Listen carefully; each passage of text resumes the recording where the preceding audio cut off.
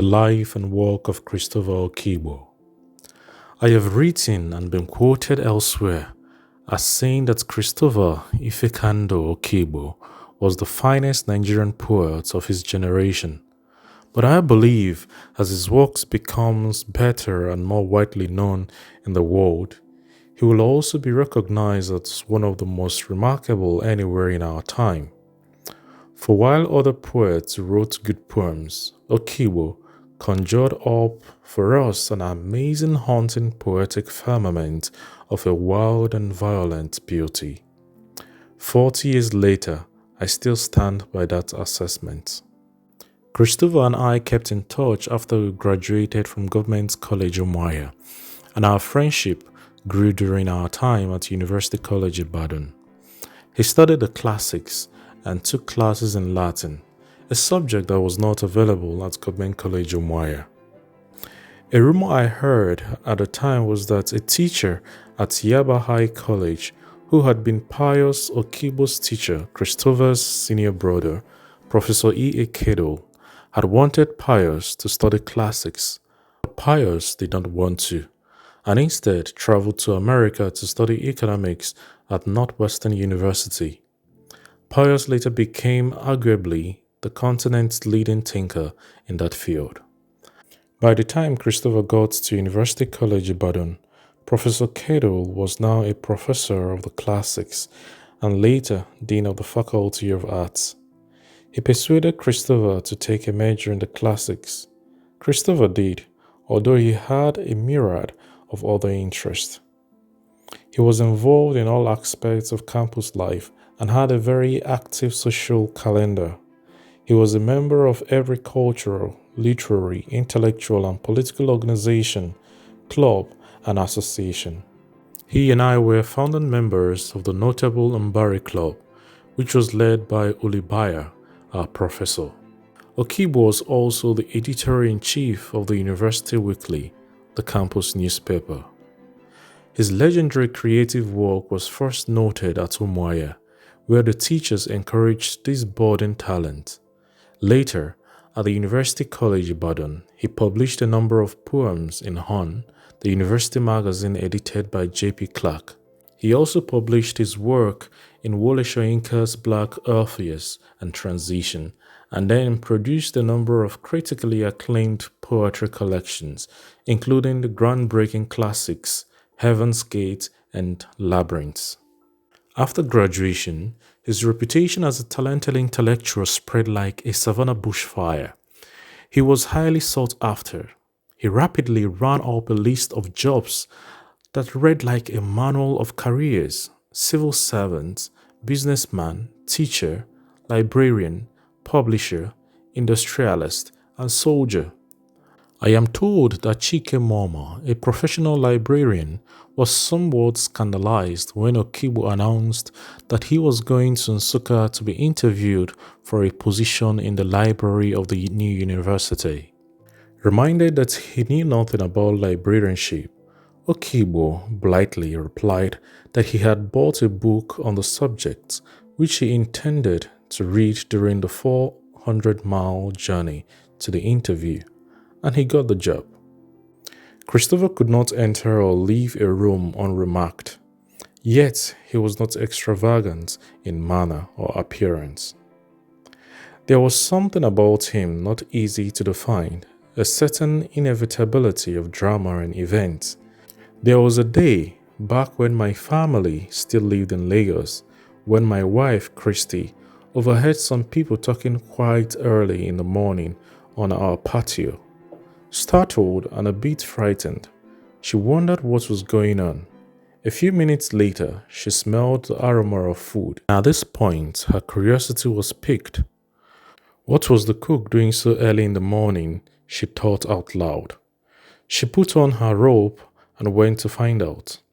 It turned out that it was Christopher Okigbo. There he was sitting on the kitchen table with the food that the cook had prepared for him, munching away. He had arrived early in the morning, went to the boys' quarters and woke up the cook, described what he wanted him to cook, and said, "Don't tell them anything." That was quintessential Okigbo. Christopher's vibrancy and heightened sense of life touched everyone he came into contact with. It is not surprising, therefore, that the young poet Kevin Echero should have celebrated him as an Ogbanje, one of those mysterious, elusive, and highly talented beings who hurry to leave the world and to come again. Equally profound was the fact that Paul Undo, who died in a road disaster he had predicted every gory detail of in a poem 5 years earlier, proclaimed Christopher a seer.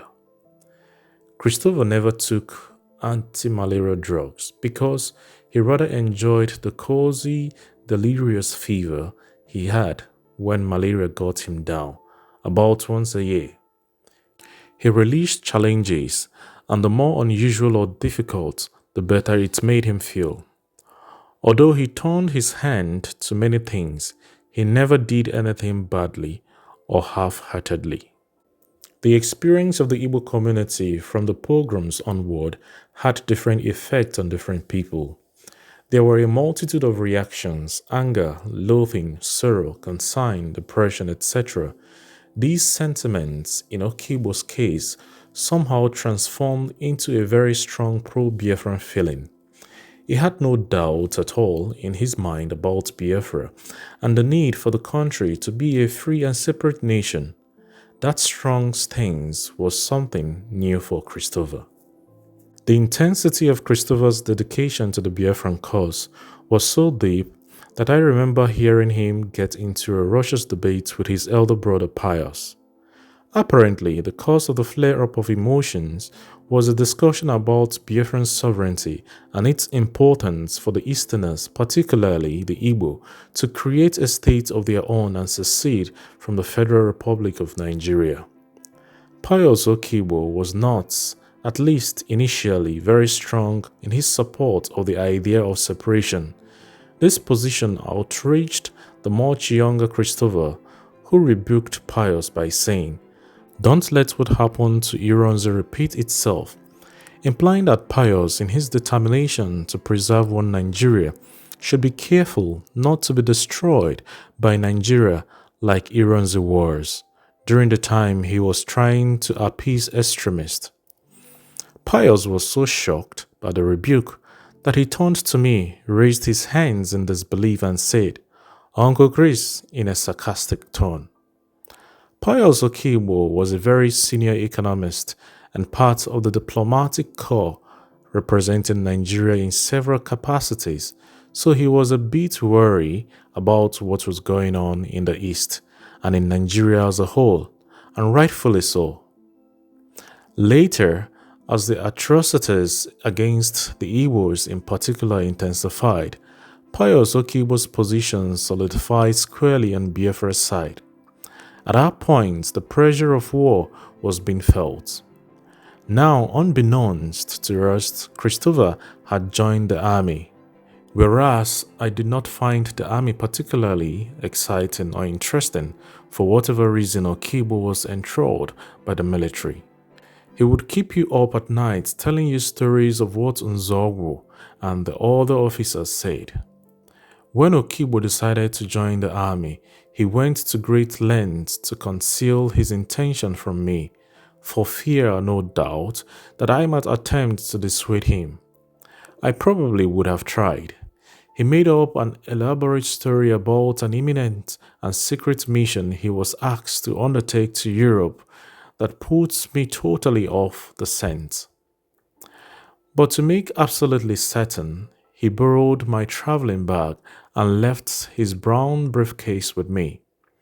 When I saw him again 2 weeks later, he was a major, by special commission, in the Biafran army, though I never saw him in uniform.